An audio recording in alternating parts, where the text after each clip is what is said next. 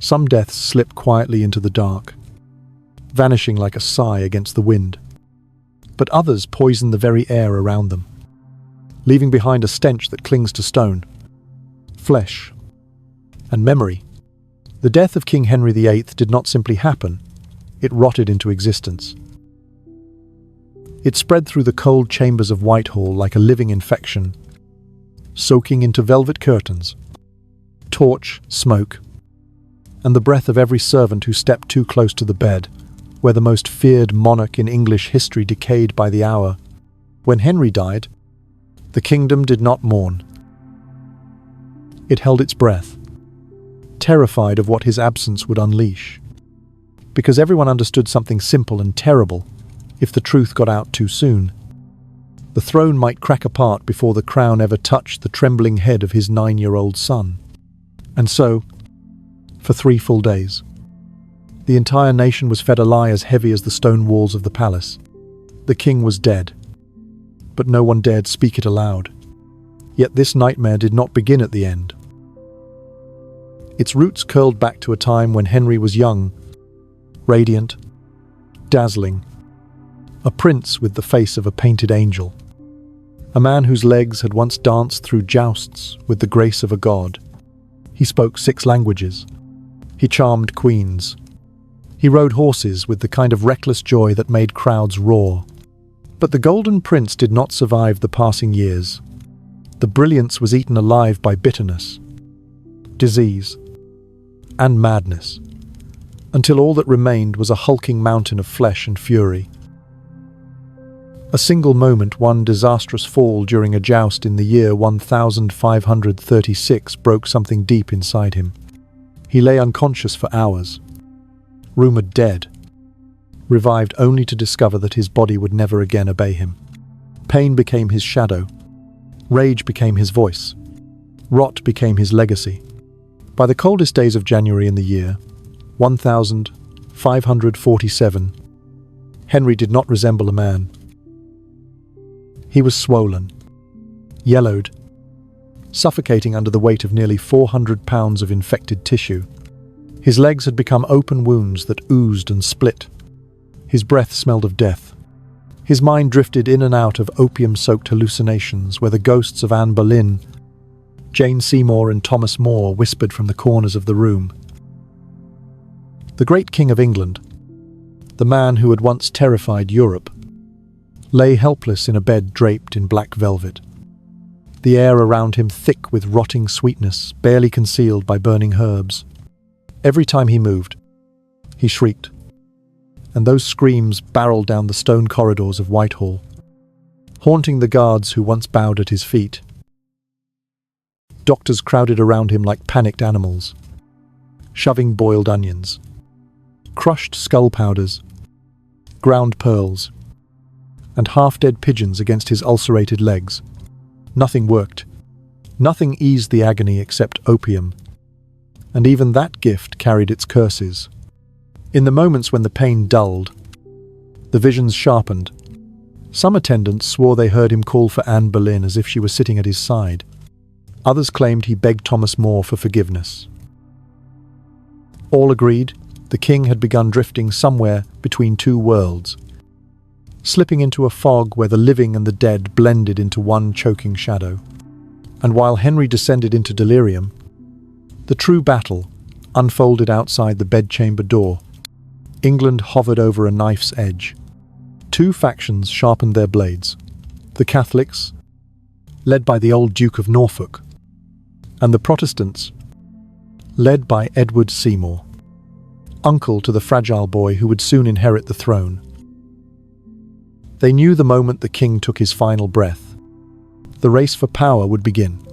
Henry, barely able to hold a pen, signed Norfolk's death warrant with a trembling hand, his last act of vengeance against a lifetime of enemies.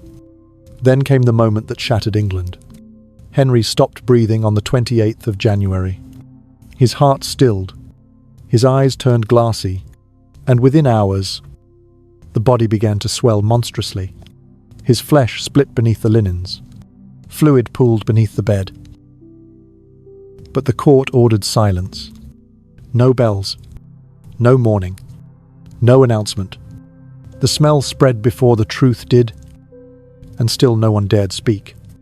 His corpse lay hidden for 3 days, while Edward Seymour locked down the palace, sealed the gates, seized the forts, and claimed control of the realm before the people even realized their king had died. Meanwhile, the dead king's body mutinied. The lead-lined coffin bulged as gases built inside. Thick, dark liquid seeped through the cracks. A dog wandered into the chapel, sniffed the dripping fluid, and began licking it before a horrified servant dragged the animal away. The story became a whisper, then a legend, then a curse. The king who once demanded the world kneel before him had become a feast for strays. And still the show had to go on. Henry had dreamed of a tomb grand enough to rival ancient pharaohs, 40 bronze statues, a towering equestrian figure, marble pillars rising like a temple. But none of it was built. The statues were melted down in later civil wars. The plans were abandoned. The king who had torn England from Rome, who had executed wives, who had reshaped an entire religion with his temper, was buried beneath a plain stone slab beside Jane Seymour, the only wife who ever gave him a son. No statue, no shrine, no glory, only rot and silence. But the story did not end with the grave. Henry's death snapped open a door that had been locked for decades. Mary, the daughter he once humiliated and forced to deny her own mother, rose from the ashes of her childhood to claim the crown in fire and blood. Elizabeth, the daughter he barely acknowledged, grew into the sharpest mind in Europe, the son he sacrificed everything to produce. Young Edward became a puppet and died before the kingdom ever stabilized. The Tudor children inherited not just a throne but the wreckage of a kingdom their father had shattered piece by piece. Henry believed he had the power to script the future.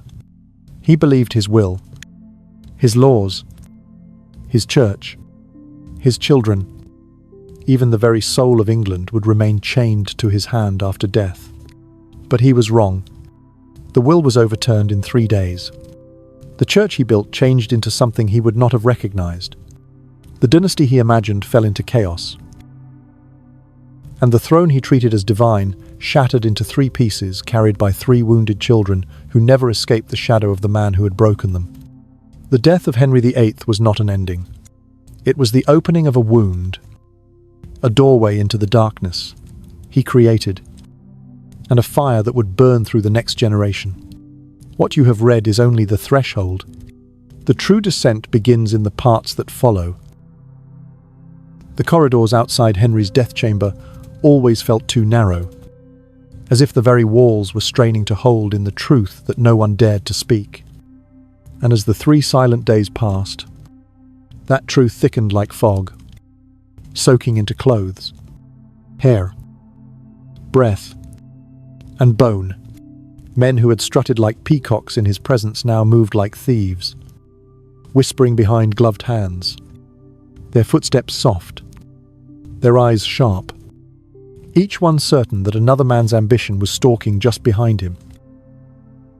The palace had become a living thing, breathing dread through every crack in the stone, and deep inside its ribs, the corpse of the king continued to swell, shift, and leak beneath the layers of velvet that had once draped his throne. No prayers could soften the smell. No incense could bury it. No lie could purify what everyone felt in their ribs. England was rotting right alongside its master. Edward Seymour, the man who would soon call himself Lord Protector, understood better than anyone that timing was a blade, and he wielded it with a surgeon's precision. While the body cooled, he locked gates, stationed guards, seized keys, and issued orders in the king's name as if Henry were still breathing and still demanding obedience. Only a handful of men knew the truth, and they held it like a torch over a powder keg. Not even the young Prince Edward was told. The boy asked why he could not see his father. They told him the king must rest. They told him the doctors needed silence. They told him what a 9-year-old boy could bear, but not what a 9-year-old king needed. The child was being reshaped in real time, molded by the ambitions of the men who stood closest to the corpse. Men who moved as quietly as grave robbers, collecting jewelry before the coffin lid closed forever. Inside the chamber, the atmosphere was worse than death. It was anticipation twisted into fear. The body was wrapped and rewrapped, turned and adjusted, every movement producing a soft, sickening sound that made the attendants avert their eyes. The king's face, once so full of arrogance, appetite, and fury, had ballooned into something unrecognizable, swollen and grey with shadows pooling beneath the skin. His eyelids had been sealed by trembling fingers, though they refused to stay fully closed, leaving a thin white sliver of eyeball peeking out, as though even now Henry was watching, listening, judging. One attendant said he dreamed that the dead king's eyes had opened in the dark and followed him across the room. Another claimed the king's jaw shifted when the candles were snuffed. None of it was written, but all of it lingered. Meanwhile, in the maze of rooms beyond the death chamber, fear began to bloom like mold. Servants whispered that the late king had started to bleed again through the bandages, that the coffin had to be reinforced with extra metal bands, that the stone floor beneath the bier had already stained in an oily pattern that looked disturbingly like a spreading animal. Some said the pattern resembled a lion lying in wait. Others swore it looked like a crown toppling sideways. The palace's great halls, once deafening with music and feasts, now echoed with the scrape of boots and the faint hum of whispered prayers. Each one uttered in a different tone. Some begged for stability. Others begged for a new beginning. And a few begged for revenge.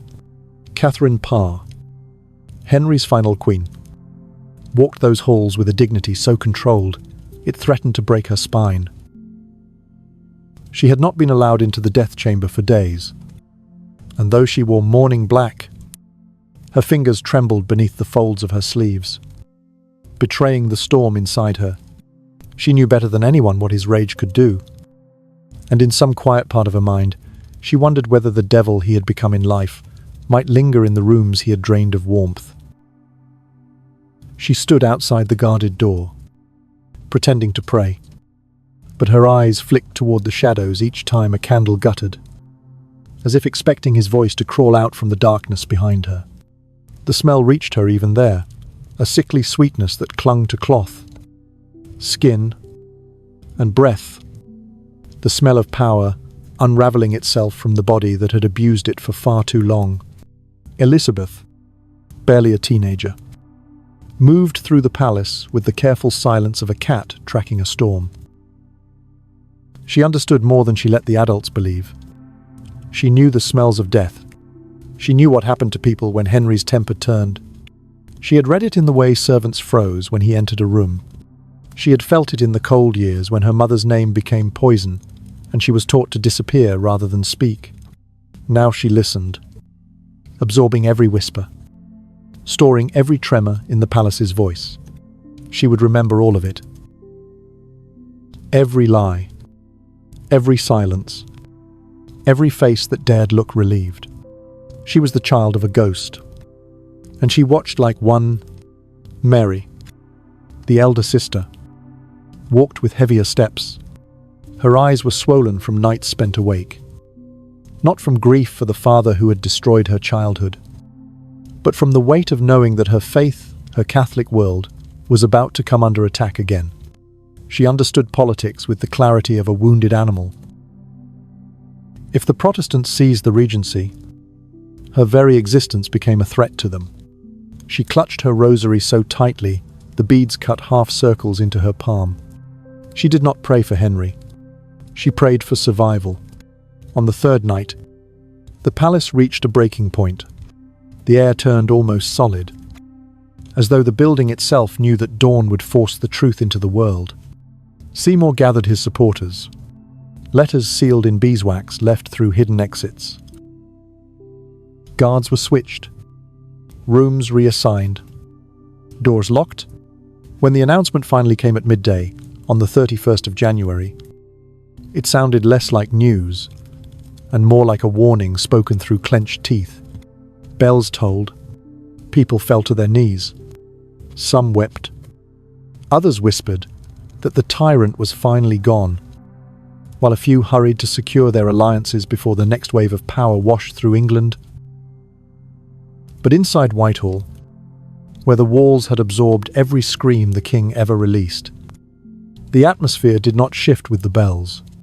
The corpse still lay in its bed, leaking slowly through the wraps. The chamber still thick with incense and dread. The silence still cutting through the air like a knife. Nothing changed except that the lie had finally ended. The king was dead. The vultures had begun to feast. And the children he left behind trembled beneath the shadow of a legacy that had not died with him, but had found new ways to choke the living.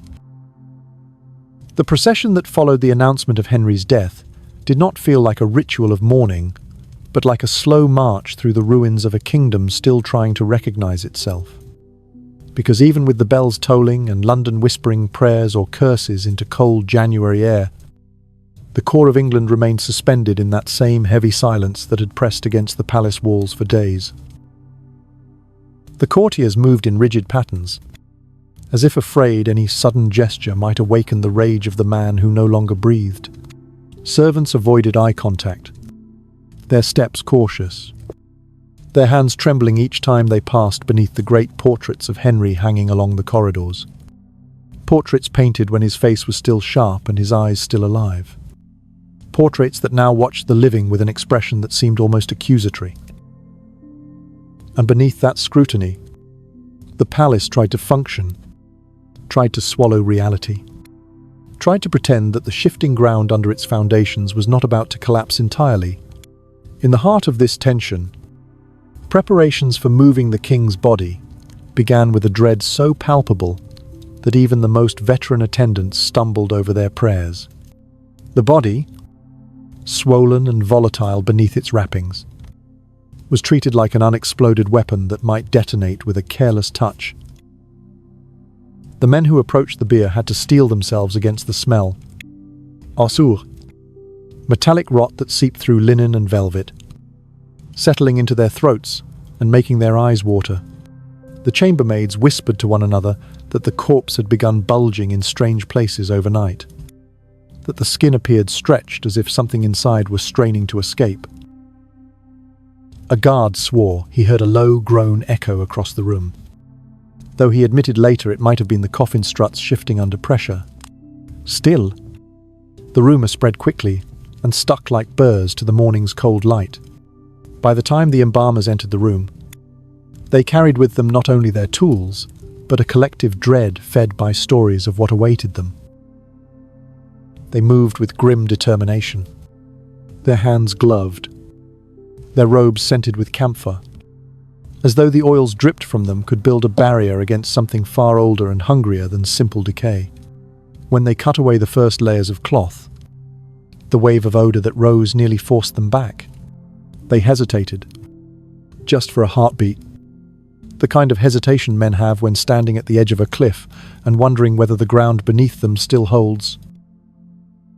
Outside the chamber, the palace corridors filled with a steady current of movement. Messengers darted through passageways, with sealed letters, and even more sealed expressions. Guards took new positions with forced confidence. Nobles gathered in small knots, whispering assessments of who might gain or lose everything by sunrise. The atmosphere hummed with political electricity, a vibration that travelled from floor to fingertips. But beneath all that motion lay an undercurrent of fear, not just of rivals and shifting alliances, but of the possibility that Henry's death had torn a hole in the kingdom's spiritual fabric. Some servants crossed themselves before entering a room. Others clutched small charms hidden beneath their collars. One maid claimed she saw a shadow move against the grain of torchlight. Another said she had a dream in which Henry's voice echoed through the palace, ordering her to kneel. She awoke crying and refused to sleep alone. Elizabeth, returning from her lessons, walked with a calm that belied her age. She was only 13, but the knowledge in her eyes had the weight of someone who had spent her entire life reading the temperature of every room she entered, understanding without being told when to smile, when to lower her gaze, when to step back into silence. She watched the men who now rushed about the palace like ants whose hill had been kicked open. She listened to the tones in their voices, the too bright fear in their laughter, the guarded sharpness in their whispers, and though she said nothing, she catalogued each shift in posture, each tremor in a hand, each name spoken behind a half-closed door. The girl who would one day be queen was already building her armor. Mary, older and wounded in ways time could not heal, kept mostly to her chambers, praying in Latin under her breath, her rosary beads moving through her fingers with such force they left ridges in her skin. To her, the corridors felt haunted, not just by her father's death, but by every humiliation he had forced upon her, every act of cruelty that had reshaped her childhood into a maze of fear and obedience. She wondered if God would punish the kingdom for the king's sins, or if England was already feeling the first tremors of divine reckoning. Her ladies avoided asking questions, but they watched the tension in her face and whispered among themselves that Mary might soon rise not just in grief, but in righteous wrath. And through all of this, Edward Seymour's power coiled tighter and tighter around the throne, drawing strength from each passing hour of secrecy. The boy King Edward, who had not yet learned to recognize the difference between guidance and manipulation, was kept far from the worst of the palace's turmoil. They protected him, though not out of love. He was a symbol, a tool, a piece on a board crowded with men far older and far more dangerous. Each day he asked about his father's health. And each day, someone lied to him with a smoothness that came from long practice. He believed them because he had never been taught that adults sometimes shape truth the way blacksmiths shape iron. When the time came to move Henry's body for the process of embalming and enclosure, the palace held its breath as though waiting for a storm. The men who lifted the coffin strained under its monstrous weight, their faces reddening, their shoulders trembling as one of the handles bent alarmingly under pressure. A thick sound escaped from somewhere within the coffin, a muffled crack that made several attendants recoil. One whispered that the king's spirit was protesting. Another muttered that the gases inside were preparing to burst the lead lining. Either explanation twisted the room into a deeper quiet. The work continued in long, punishing cycles. The embalmers sliced, drained, filled, sealed, wrapping layer after layer of linen until the corpse resembled something mummified rather than royal. They stuffed herbs into crevices, pressed cloths against leaking seams, and prayed that the king's body would hold its shape long enough for the funeral procession. And as they labored, the palace itself seemed to shudder, not from the winter winds slipping through the cracks in the walls, but from the uneasy truth that the kingdom's future was now being sewn together with the same trembling fingers that stitched shut the dead king's skin. By the time the embalmers finished, the light outside had faded into the deep blue that signals the hour when the living fear what the dark might reveal. They cleared the room with the haste of men eager to escape a curse. And when the last torch was extinguished, the death chamber lay still, its silence thick enough to feel on the tongue, its shadows lengthened as if stretching toward the door. The body lay unmoving, sealed, yet somehow present in a way that made even the bravest guard hesitate before stepping inside. And just like that, the palace braced itself for the next stage of the nightmare, presenting a legend in wax while hiding the truth in lead. The dawn that followed the embalming did not feel like morning at all, but like the dull glow inside a tomb. A strange half-light that made every torch, every polished silver bowl, every shard of window glass reflect back a distorted version of the world. As the sun pressed weakly against the frost-coated panes of Whitehall, the palace seemed to shrink inward on itself, drawing its walls tighter as if bracing for a blow no one could yet name.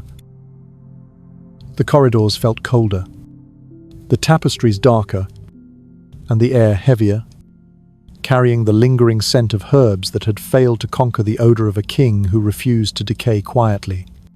Those who stepped inside the death chamber afterward swore the smell had changed, shifting from something rotting and wet to something sharper, metallic, and ancient, a smell that clung to the back of the throat like the aftertaste of iron. They whispered that the king had not simply died, he had begun to seep. Servants tasked with tending the chamber moved with a dread that bordered on superstition, their hands covered with cloth, their breaths shallow, their eyes glued not to the corpse wrapped in linen and pitch, but to the shadows in the far corners of the room where candlelight never quite reached. They believed something lingered there. Not a ghost exactly, but a pressure, a presence, a dense heaviness that watched them as surely as any living man ever had. One maid dropped her basin of rosewater when she felt a gust of cold air brush along her spine, though every window had been locked and sealed.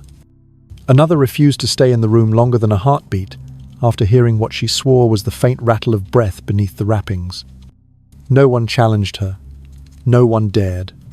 Meanwhile, news of the king's death began curling outward through London like a slow-spreading bruise beneath the skin of the city. The bells had rung. The proclamations had been made, but none of it brought clarity. Instead, confusion folded over. Confusion as crowds filled the streets in shades of shock, relief, fear, or bitter triumph. In the markets, women clutched their children closer, uncertain whether the future held comfort or ruin. In taverns, men whispered drunken predictions about war, famine, or papal revenge. And in the churches, priests, some devout Catholics, others secret. Protestants read the official announcement aloud with voices so carefully measured, one could almost hear the trembling beneath their breath. The words declared stability, continuity, divine succession. But the faces in the pews reflected something entirely different, something cracked, something wary, something ready to fracture at the slightest provocation. Back inside the palace, the power vacuum widened. Edward Seymour moved with ruthless precision, slicing through bureaucracy like a knife through soft wax, ensuring that every chamberlain, guard captain, clerk, and diplomat who might resist him found himself isolated, silenced, or conveniently reassigned to distant estates. He walked the corridors with a calm bordering on predatory, each step measured, each glance calculated, as if he could see the invisible threads of the kingdom stretching from every candlelit doorway and knew exactly which ones to pull and which ones to cut.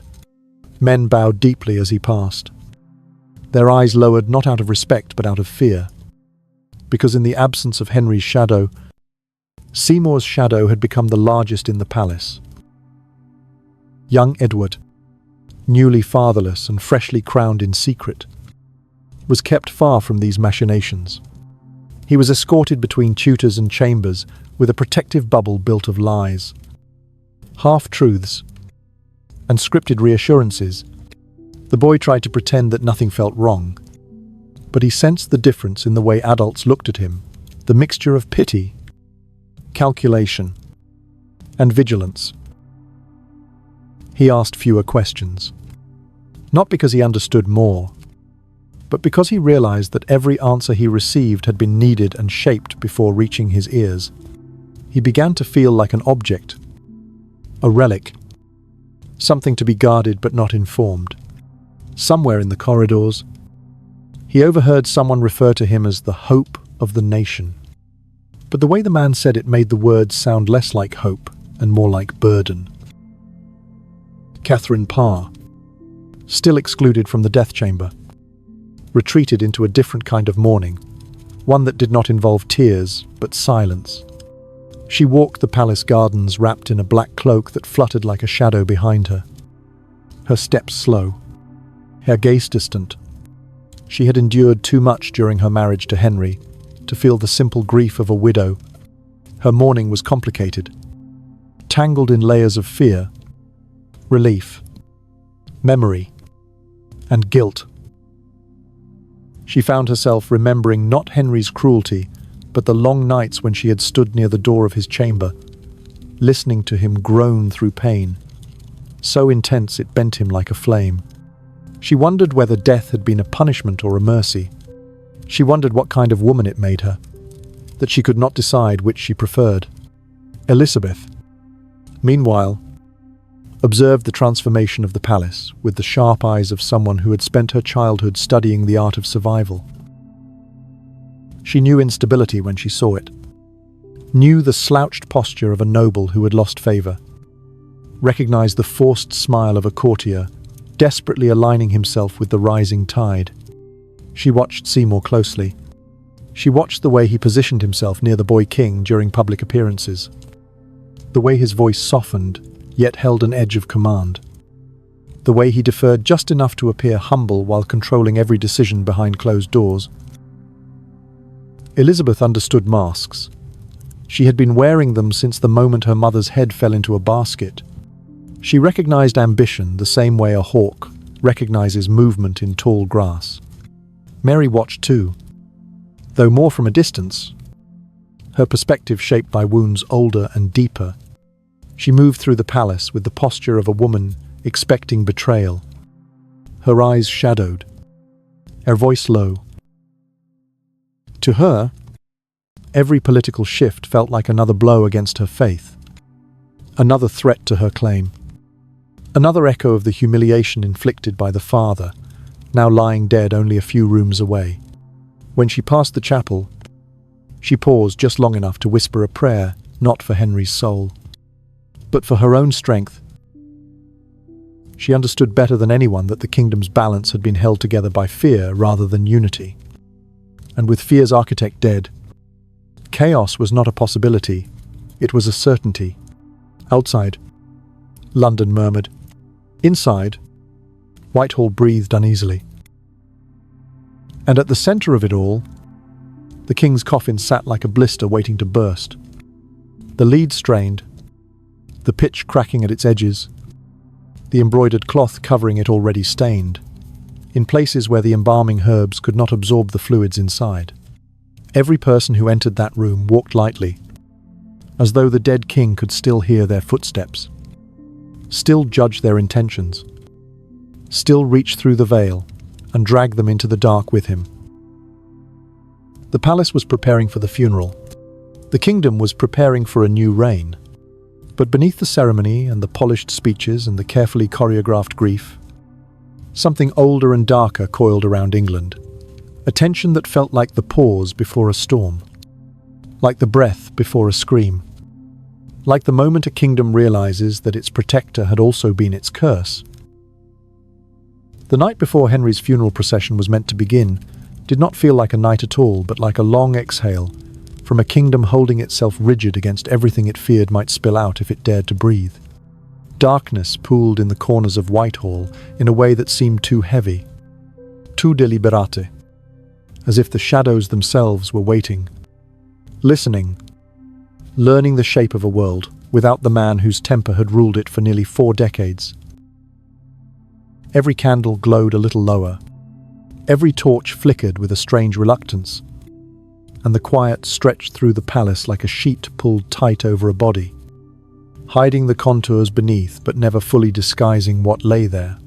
Outside, the frost thickened, turning lawns and statues into pale ghosts, and even the Thames ran slower, its grey waters moving with the sluggishness of something mourning or afraid.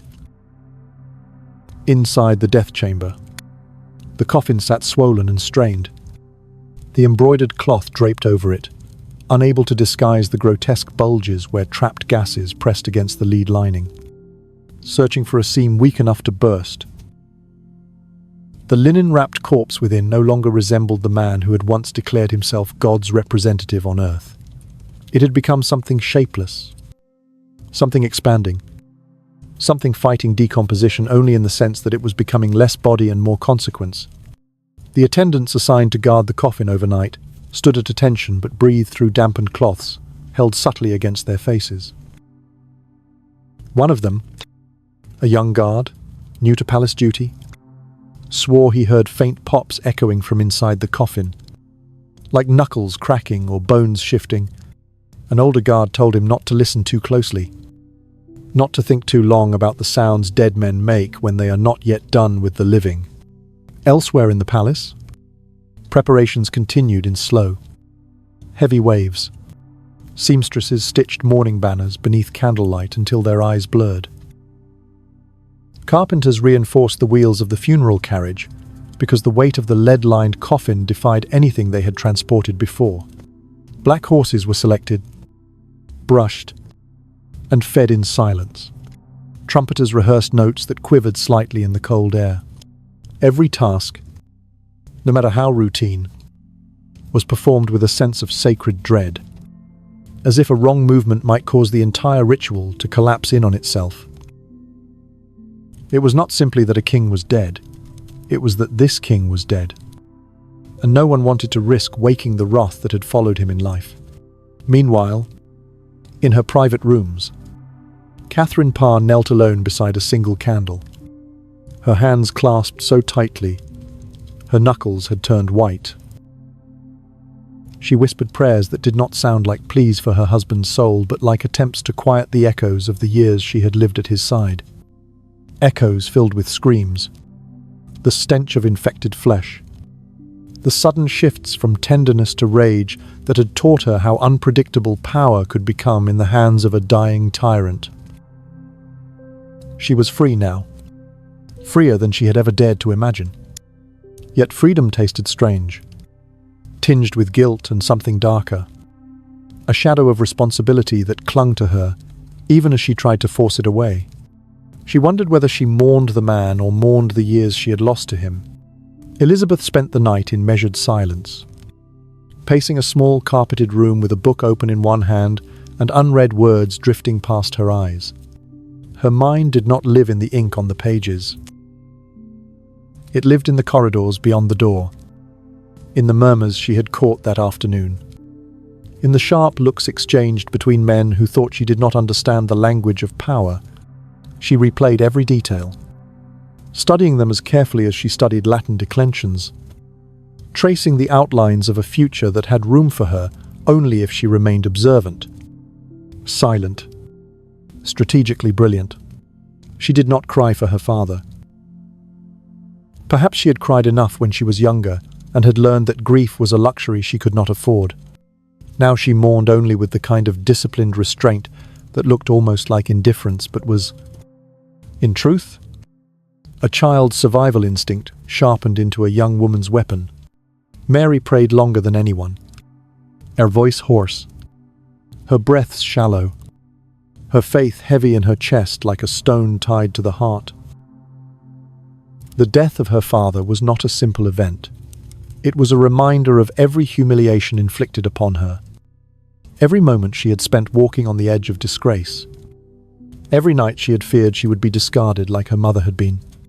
She clung to her rosary, not just for spiritual comfort, but for grounding, for the one constant that had survived her father's attempts to reshape her soul. She feared what the coming days might bring, not for herself, but for England, for the faith she believed had been corrupted, for the people who would soon face a new reign built on unstable foundations. And still, at the centre of it all, Edward Seymour calculated. His chamber was lit with several lamps, though he needed only one. Maps and documents lay spread across the table before him, each marked with the careful strokes of a mind trained for strategy rather than compassion. He knew who he needed to secure, who he needed to silence, who he needed to elevate, and who he needed to watch. The boy king's face flickered in his mind, not as a child, but as a vessel, an emblem, a means through which power could speak with a different voice. His voice. Seymour did not grieve. Seymour planned. As the frost deepened outside and the hours stretched toward dawn, a soft knock sounded at the entrance to the death chamber. A priest entered, carrying a censer that spilled curls of smoke into the stale air. He murmured prayers as he circled the coffin, swinging the censer in movements both delicate and desperate, as if he could cleanse not just the smell, but the memory, the legacy, the sins. The guards bowed their heads, grateful for even the illusion of purification, but the incense could only do so much. Beneath its sweetness still lingered that darker note, the metallic tang of something unfinished, something unsettled. Finally, the night surrendered to a morning as pale as bone. The palace stirred. The funeral procession would begin soon. Whitehall felt like a body tightening its muscles before a wound is touched. The coffin awaited its carriage. The wax effigy stood ready to stand in for the man whose true form could no longer safely be viewed.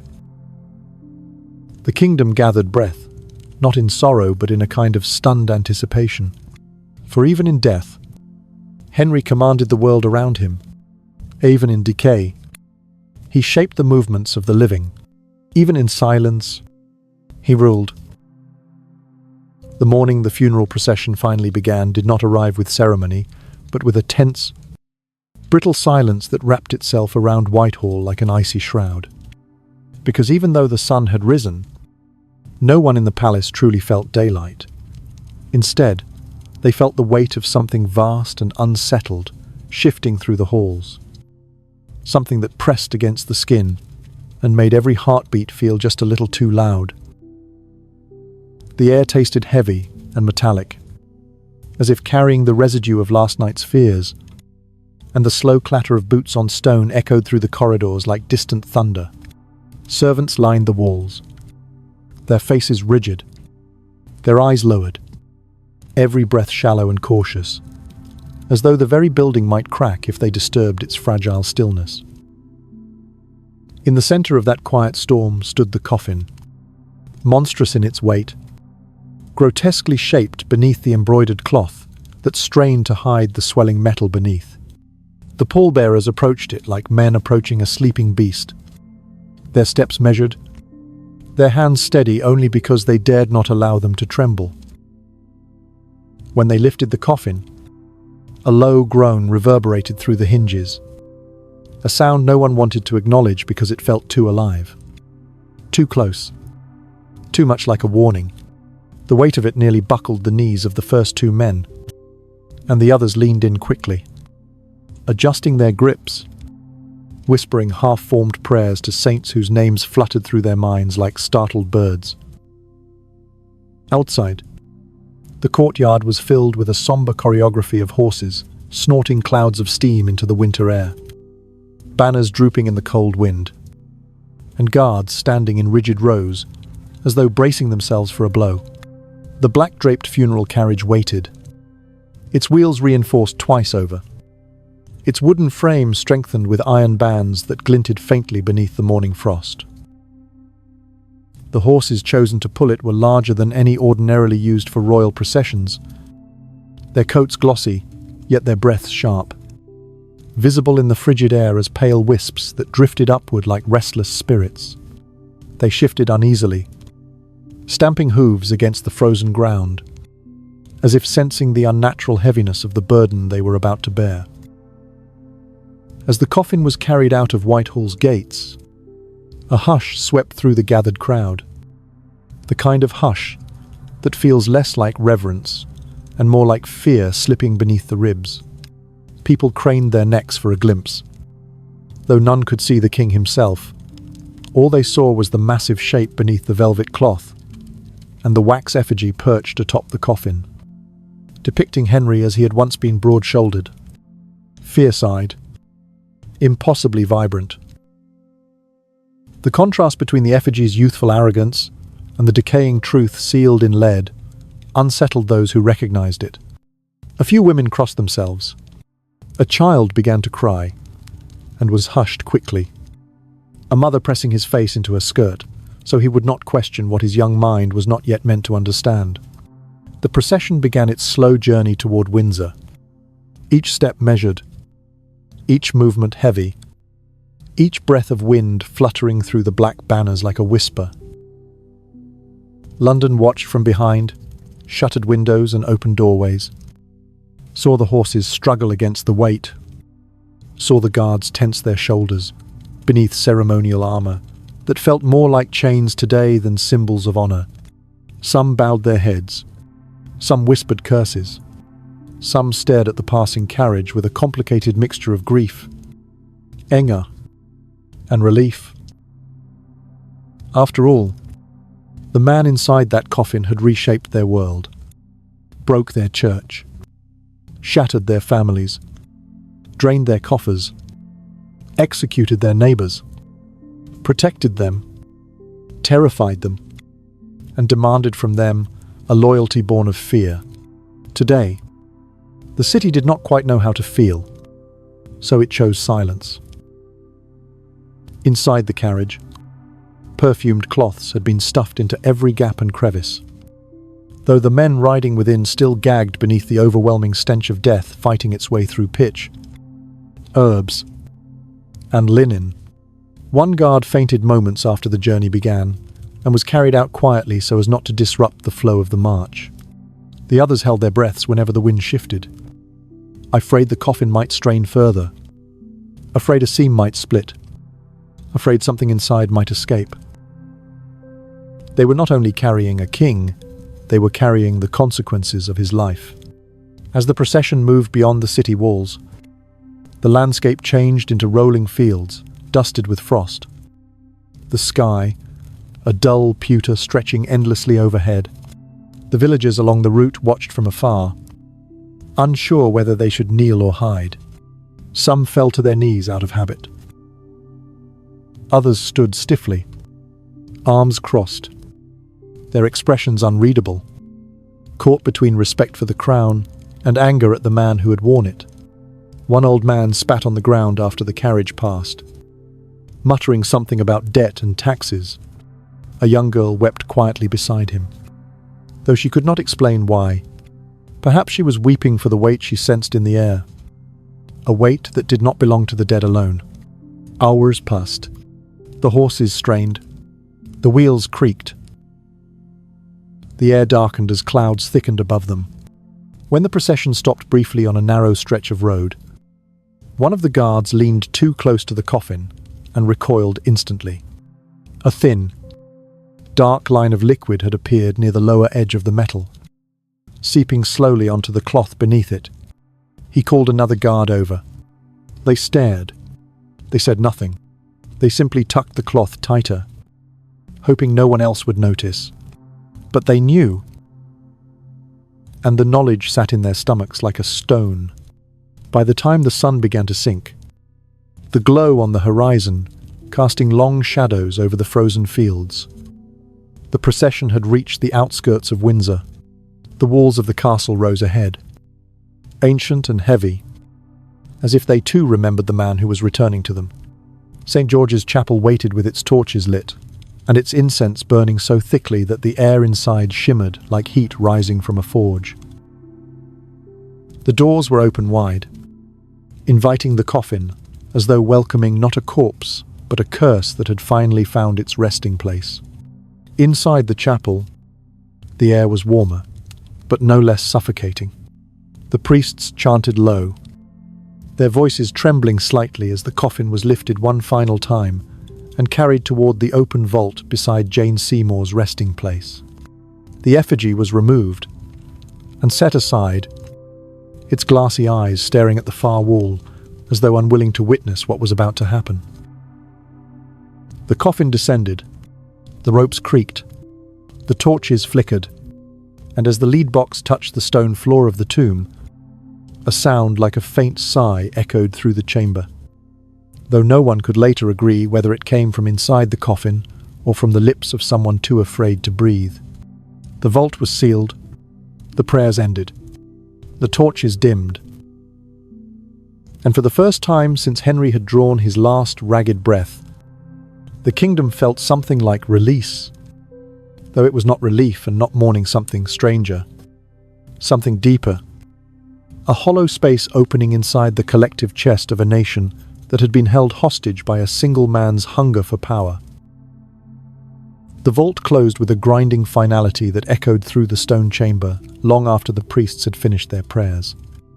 And that sound heavy, ancient, irrevocable, seemed to ripple outward through the walls of Windsor like a shockwave, as if the very castle exhaled after holding its breath for too many years. Outside, the last streaks of daylight slipped away, melting into a darkness so deep it turned the frost-covered fields into a pale, ghostly sea. The crowd dispersed slowly, some lingering near the chapel doors, as though expecting the earth itself to tremble, others walking quickly as if afraid the night might trap them inside the shadow of the king's final resting place. The procession dissolved into fragments, guards leaning against their horses, their breath sharp with exhaustion, nobles whispering aggressively beneath their mourning hoods, priests clutching books that suddenly felt too light for the weight of the moment. But the man who had dominated England for nearly 4 decades was finally underground, sealed within stone and lead, silent at last. Yet silence was a lie, because even with Henry buried, the air around Windsor thrummed with something unsettled, something like the friction of competing futures, scraping against each other in the dark. In nearby rooms lit by trembling candles, the great lords of England gathered to speak in low, urgent voices, their words twisting into the cold air like snakes. They no longer spoke of mourning or ritual. They spoke of strategy, alliances, the direction the kingdom would turn now that the throne belonged to a child who did not yet understand the sharpness of the world waiting to shape him. The old religion stirred with a dangerous, resentful longing. The new faith pulsed with ambition. Every faction believed it had been chosen to steer England forward. Yet none dared to say aloud what each secretly feared without Henry's terrible gravity. The centre might not hold.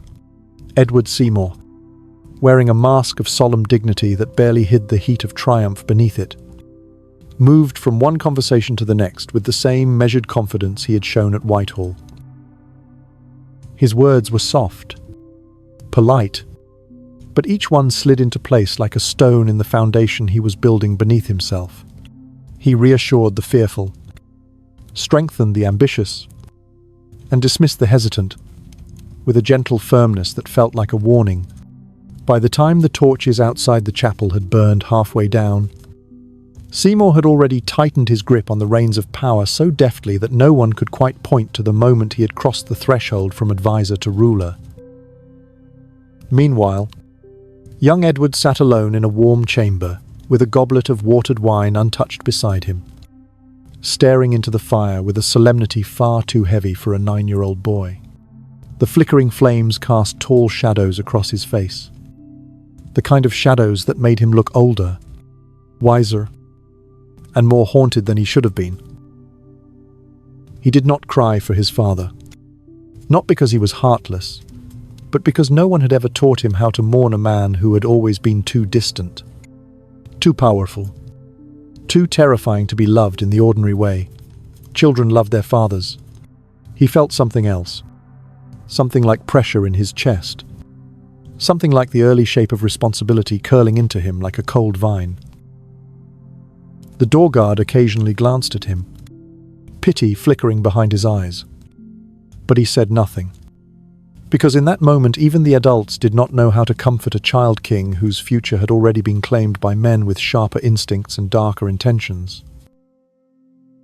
At the far end of Windsor, in a quiet chamber, heavy with the scent of extinguished incense, Mary removed her mourning veil and let her hair fall around her shoulders, her breath uneven as she stared at her reflection in a tarnished mirror. She saw the face of a woman who had survived humiliation, exile, forced obedience, and the unbearable grief of losing her mother to loneliness and political cruelty. She had outlived every attempt to break her. Yet tonight, she felt as though a new battlefront was opening beneath her feet. Her father's death did not free her. It threatened her. She sensed the sharp gaze of Seymour's faction sliding toward her like a blade, and she clutched her rosary with trembling fingers, whispering an old prayer in Latin with the urgency of someone trying to hold on to a homeland that was slipping through her hands. Elizabeth, in her own chamber, sat on a small wooden stool with her hands folded neatly in her lap, her posture almost eerily composed for a girl of 13. She listened to the distant hum of voices drifting through the stone corridors. Voices tense and excited and afraid. And even without hearing the words, she understood the essence of each conversation. Power shifting, danger forming, opportunity rising. She had lived too long under the shadow of her mother's execution to ever believe she was safe. She knew that her position was fragile, her future uncertain, her very identity a political statement. She whispered nothing into the quiet. She simply observed, absorbing every tremor in the palace like a scholar memorizing a foreign language. One day, these observations would become weapons. But tonight they were only seeds taking root in a sharp, intelligent mind that saw more than anyone realized. But the most unsettling transformation unfolded, not in the chambers of nobles or the mind of a young king, but in the hearts of the common people who had watched the procession from behind fences and church walls. The rumors raced faster than the funeral carriage had traveled, spreading through villages and towns like sparks riding winter wind. Some said the king's coffin had groaned. Others said it had bled. A few claimed they had seen a black bird circling above the procession from London to Windsor, never flapping its wings, simply gliding as though carried by the breath of something unseen. In taverns that night, men spoke of omens, comets, miscarried calves, cracked church bells. Women whispered to each other that the king's ghost had passed through their bedrooms as they slept. Children drew pictures of a monstrous figure with a swollen body and a crooked crown. The kingdom was grieving, but the grief did not feel clean. It felt like a wound that refused to close. In London, priests struggled to perform services that sounded hollow now, that the man who had torn England from Rome lay in a tomb beside the woman he had loved and destroyed in equal measure. Some priests felt relief, others felt terror, and some, the oldest among them, wondered whether Henry's death had been less an ending and more the beginning of a storm none of them could yet see clearly. By midnight, the torches outside Windsor burned low, and the castle seemed to sleep, but beneath the chapel floor, sealed in lead and stone, the corpse of Henry VIII continued to push against the boundaries meant to contain it. And above him, in chambers lit by wavering candles, the future of England shifted uneasily, like a beast stirring in its sleep. The night after Henry's burial unfolded in a kind of trembling stillness, as though the very air around Windsor had paused to reconsider its loyalty to the living. The castle's ancient stones, still holding the echoes of chanting priests and the grinding descent of the coffin, seemed to radiate a cold that did not belong to the season, but to the presence now sealed beneath them. A silence draped itself across every corridor, heavy and unnerving, the sort of silence that makes every breath sound too loud, every footstep too sharp, every shifting candle flame suspiciously alive. And though the mourners had gone and the guards had returned to their stations, there remained a sense that something vast and grim lingered in the castle, watching, waiting, gauging the world that remained after the king who had ruled it slipped into the earth. In the hours following the burial, Edward Seymour gathered the council in a chamber thick with candle smoke and cold ambition. the air vibrating with tension as the lords seated themselves in a semicircle like men preparing to judge not a kingdom but one another. Seymour stood at the center of the room, his hands clasped behind his back, his shoulders straight, his face arranged with a solemnity perfectly crafted to conceal the thrill coursing beneath his ribs. The death of Henry had cleared the board, and Seymour, with meticulous calm, began setting new pieces in place. He spoke softly about stability, about safeguarding young Edward, about honoring the late king's wishes, though every man in the room understood that the words stability and safeguard were merely veils draped over his true intention: absolute control. His voice flowed through the room like a river, carving new paths into old earth, reshaping the landscape with an inevitability no one could resist without risking their own ruin. Across from him, some lords nodded with wary acceptance, others with guarded hesitation. A few exchanged glances, edged with suspicion, knowing well that Seymour's rise was not simply opportunistic, but orchestrated with the cold precision of a man who had been preparing for this very moment since the king's decline first began. Yet none dared challenge him openly. The wounds of Henry's wrath were still too fresh, the memory of his executions too vivid. Any dissent now felt as though it might awaken a ghost no one wanted to face. And so they listened, and they agreed, and in agreeing, they surrendered more power than they realized. Outside the council chamber, the restless night sank deeper into Windsor's bones.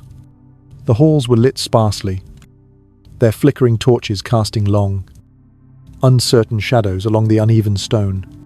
A young maid carrying linens hurried through one of these hallways, her breath visible in the cold air.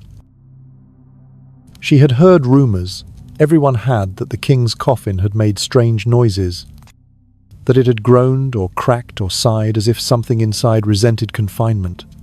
When she passed near the chapel, a gust of frigid air swept across her neck, and the torch beside her sputtered violently, plunging the hall into a heartbeat of darkness. She froze, gripping the linens so tightly her knuckles whitened. When the flame returned, she saw nothing but empty stone, yet the hairs along her spine refused to lie flat. She walked faster after that. Elizabeth, meanwhile, found herself unable to sleep. She sat near a small window in her chamber, staring out at the faint lights dotting the castle grounds, each one glowing like a lonely lantern, resisting the vastness of the night.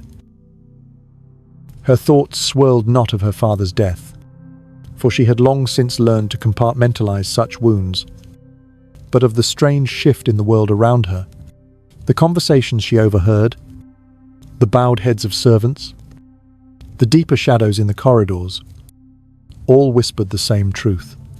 The kingdom had entered a new chapter shaped by uncertainty, fear, and opportunity.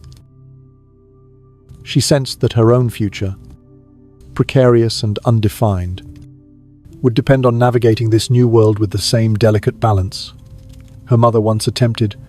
She tightened her grip on the book in her lap, though she no longer read its pages. She was listening, the way a fox listens for distant footsteps in the woods. Mary did not sleep either. She knelt before a small crucifix in her chamber, the candle beside her burning low, her eyes glistening not with tears, but with the righteous fire of someone who had been pushed too often into corners and shadows. She prayed in Latin, each word deliberate and heavy, a plea mixed with a promise. Her faith, battered yet unbroken, I felt both like a shield and a sword. She feared Seymour's influence. She feared the kingdom's spiritual direction. But most of all, she feared the widening chasm between the faith of her childhood and the faith forced upon England by her father. She prayed not just for guidance but for courage, because a storm was coming, and she felt that her role in it had already begun to take shape in the dim outline of destiny. Elsewhere in the castle, the guards patrolled with rigid posture, But their held-together calm was an illusion. Many of them had been present during the embalming. Many had smelled what no man should smell. Many had heard the muffled crack from the coffin as it was lowered into the vault. They walked their rounds with forced discipline, refusing to glance toward the chapel, though their ears strained for the slightest sound. Some carried small charms in their pockets, protection against evil. Others muttered prayers under their breath. One guard, upon passing the chapel door, I felt a pressure in his chest, so sharp he stumbled. He swore he heard a whisper on the other side of the stone, not words, not breath, just a presence sliding across the cold, like something testing the boundaries of its own entombment. And beyond the castle walls, in villages and towns scattered across the English countryside, the night was equally restless. Fires crackled in hearths while families gathered to share the latest rumours carried on the wind, rumours of the coffin dripping, rumours of the king's spirit unsettled, rumours of omens that had appeared in the sky during the funeral procession.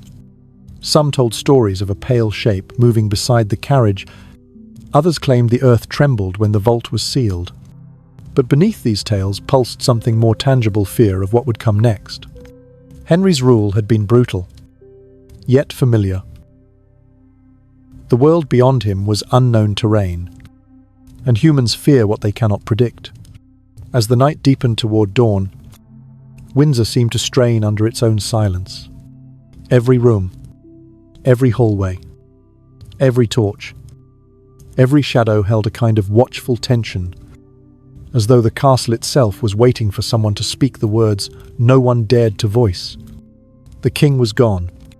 The future was loose. And England, freshly orphaned by the man who had ruled it with iron and appetite, hovered on the edge of a transformation no one could yet see clearly. But everyone could feel. The hours after that long, haunted night settled over Windsor like a second burial, not of Henry's body, but of the fragile illusion that England might return to calm, now that its tyrant lay sealed beneath stone. Dawn crept in reluctantly, dragging a grey light over castle walls, still vibrating with the echo of whispered prayers, trembling footsteps, and the uneasy sense that the dead king's presence had not entirely surrendered to the tomb. It was a morning that felt unfinished, as if some unseen hand had paused while sculpting the day, leaving its edges rough and its shadows too dark. And across the palace, from the grand halls to the most humble servants' rooms, people moved with the quiet dread of those who know that death is not the end of a story but the beginning of its consequences. In the council chamber, where the fire burned low and parchment lay scattered like fallen leaves, Edward Seymour once again gathered the men who believed themselves the architects of England's future. Their faces were pale from lack of sleep, from grief they could not indulge, and from the gnawing anxiety that pressed against the ribs of every nobleman in the kingdom. Seymour did not allow his voice to waver as he outlined the new order, his order with the confidence of a man who had prepared for this moment through every slow, agonizing stage of Henry's decline. He spoke of unity while dividing power. He promised stability while ensuring that no decision could be made without passing through his hands. He presented himself not as a conqueror, but as a steward, a guardian, a loyal servant of the boy king who would now rule England in name but never in will. Some of the councillors listened with tight jaws, recognizing the danger of placing the kingdom's reins into one man's grasp, yet too weary and too afraid to oppose him openly. Others, particularly those who had benefited from the break with Rome and the redistribution of monastic wealth, nodded eagerly, aligning themselves with Seymour's rising star. A few remained silent, not out of agreement, but survival. They had lived through Henry's unpredictable storms. They would not challenge another tyrant. Not yet. Far from this chamber of sharp whispers, the boy King Edward sat near a tall window overlooking the frosted courtyard. He watched the guards march in synchronized lines, their armor dull beneath the muted daylight, and wondered why he felt so small in a world that expected greatness from him. He had been taught that kings were chosen by God, that they stood above men like beacons, but he did not feel like a beacon. He felt like a figure carved from soft wax, easily molded, easily melted, easily ruined. His tutors spoke to him with solemn reverence, yet their eyes revealed something else: hesitation, pity, calculation. He sensed it all with the sharp intuition of a child trapped inside a destiny too large for his bones. And as he sat there, legs dangling above the cold stone floor, he whispered a quiet question he would never dare to ask aloud. Is this what it means to be a king, Mary? Isolated in her chamber and surrounded by the remnants of old faith, felt a different kind of heaviness. She clutched her rosary until her fingers ached, whispering her prayers with the fervor of someone pleading for both mercy and justice. The kingdom's shift toward Protestant control felt like a noose tightening around her future.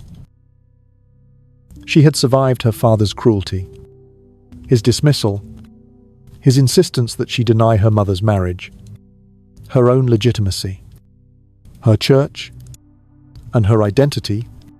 Now she saw the same forces gathering behind Seymour, forces ready to silence her once more.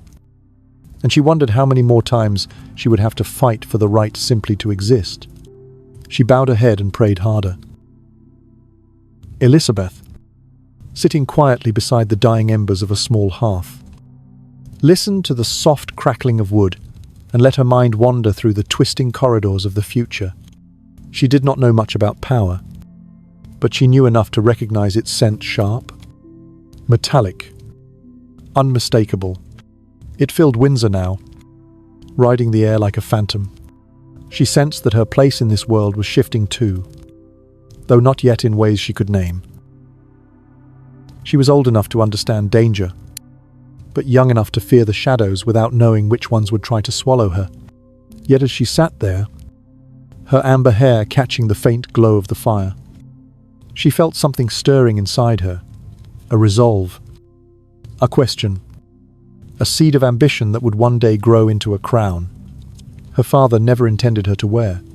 Meanwhile, the servants moved through the halls like ghosts of their own lives, their faces pale and their whispers sharp. They spoke of strange occurrences in the night, candles blown out without wind, doors creaking open in empty rooms, cold drafts drifting through hallways sealed for the winter.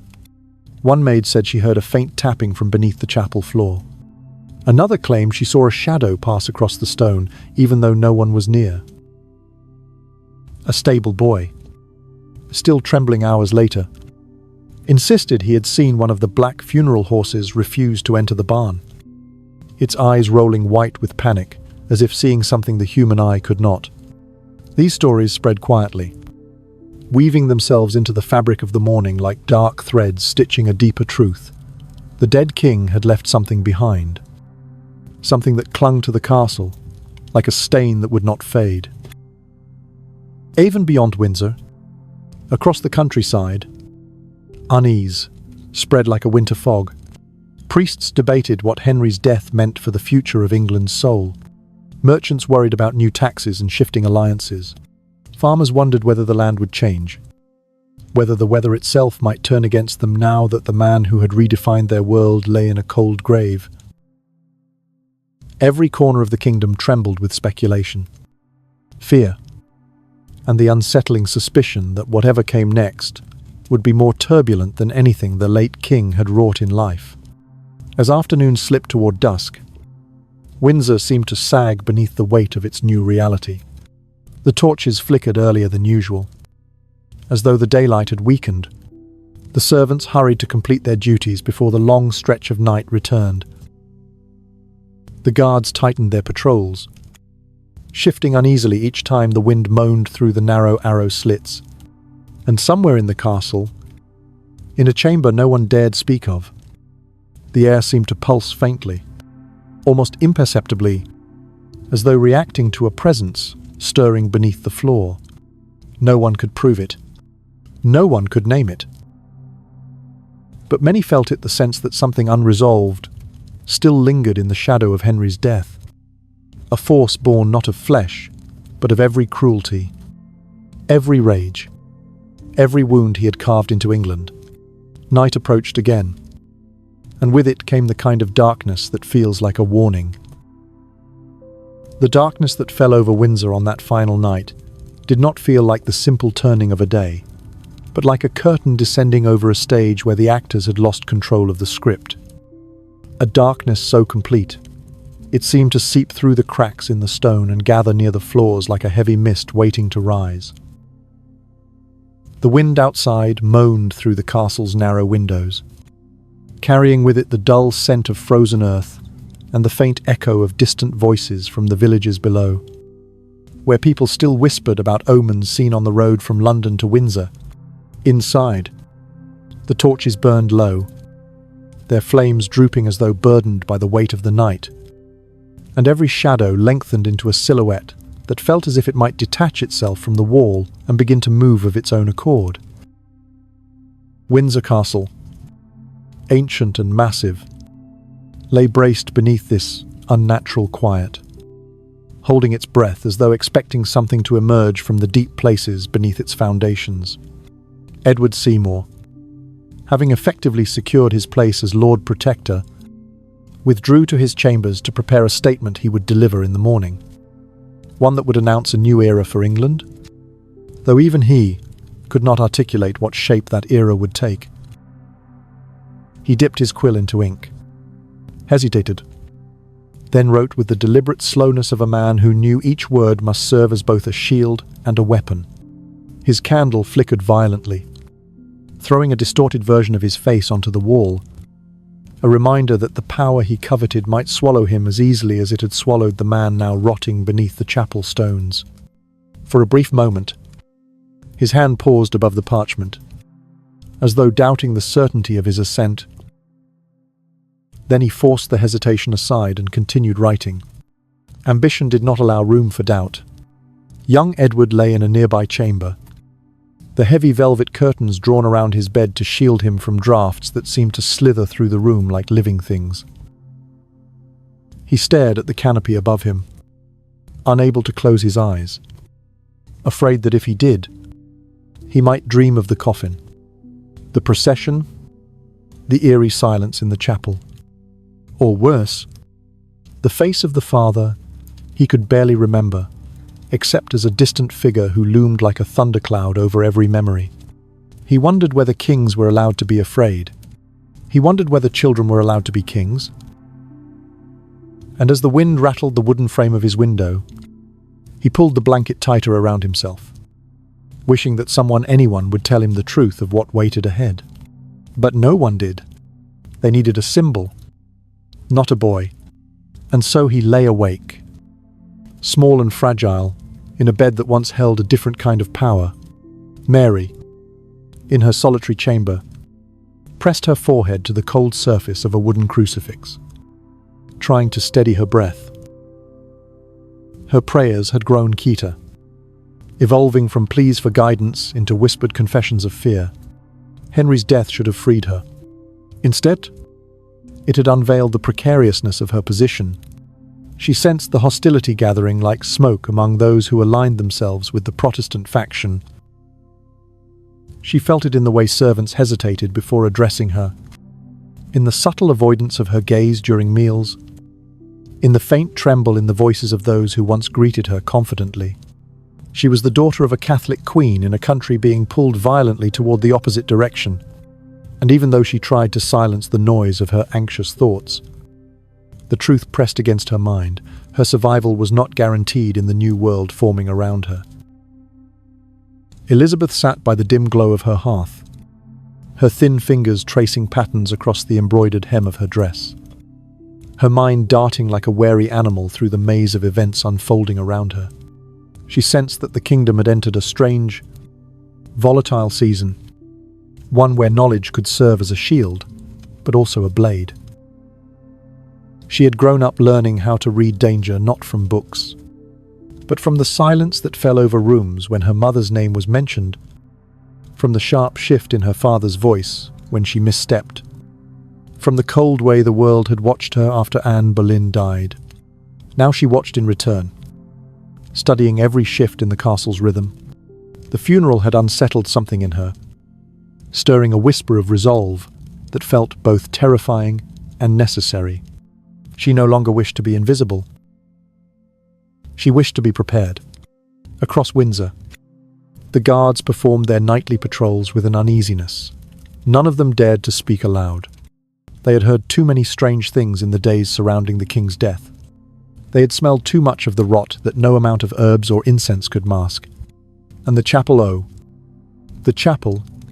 none wanted to patrol near it, though duty demanded it. They walked past its heavy wooden doors with stiff backs and clenched jaws, listening for any sound that might defy explanation. Once, just after midnight, a guard paused as a faint knocking echoed from somewhere below the stone floor. He told himself it was the settling of the vault. He told himself many things, but the truth gnawed at him, sharp and cold. The dead are not meant to make noise. Rumours had already begun, weaving themselves through the castle's underbelly. A maid claimed she saw a shadow move beneath the chapel door. A scullery boy swore that a candle in the nave burned blue for a moment before extinguishing itself. A cook, pale and trembling, reported that the incense hanging in the air smelled faintly, not of herbs, but of something rancid, as though it carried the memory of the corpse entombed below. None of these tales were repeated openly, but each became a thread in a tightening web of superstition that clung to the castle's spine. The dead king hovered in the minds of the living, not as a man, but as a residue, a stain on the world he had so violently shaped. Beyond Windsor's walls, the kingdom stirred with its own troubled awakening. In taverns and marketplaces, people speculated about the new reign. Some predicted peace under the boy king. Others feared the influence of Seymour and the erosion of the old faith. A few whispered that Henry's death might invite foreign threats, that France, or the Holy Roman Empire, would test England's vulnerability. But beneath all of this lay something simpler and more primal. The collective understanding that the death of a man like Henry did not mark the end of an era, but the beginning of a reckoning. As the night deepened, Windsor felt suspended between past and future. Its corridors soaked in the residue of a reign that had broken England apart and stitched it back together with unstable thread. The torches sputtered, the windows rattled, and in the chapel above the sealed vault, the air seemed unnaturally cold, as though the stone itself remembered the weight of the swollen coffin and shivered beneath it. This was the moment when England, newly orphaned, began to reshape itself not from stability, but from the echoes of fear left behind by a king who ruled through terror and died in agony. And though his body lay bound in lead, the shadow of Henry VIII rose again in every corner of Windsor, in every whisper of the council, in every tremor of the young king's heart, in every prayer Mary whispered, in every calculation Elizabeth guarded, in every ambition Seymour fed. His death had shifted the ground. What came next would determine who survived the tremors.